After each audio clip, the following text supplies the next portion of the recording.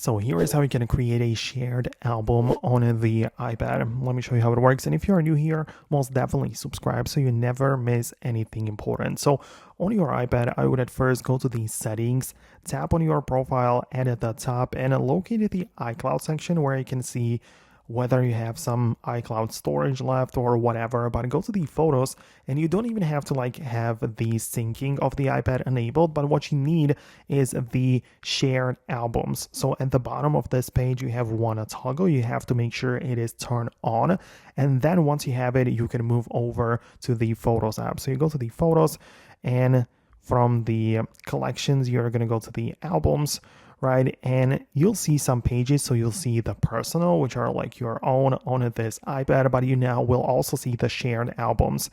And you might see the albums created by some other people, then they have shared it with you, whatever. But you can also click on the plus button and start a new shared album. This is where you decide which photos you want to include there, which title you want to give it, and also the participants, which is like the people which you want to share it with, right? So you can tap on this button and choose people from your contacts list, and you'll send them the invite to access your shared album. So that is something that you would have the option to, but as I said, at first it has to be enabled in the settings as I've shown you at the beginning. So you can do it like that. Obviously you can then stop it from showing, then you can enable the shared albums again, whatever. So you have plenty of ways to customize it, but that is how it works. Let me know how you managed to set it up.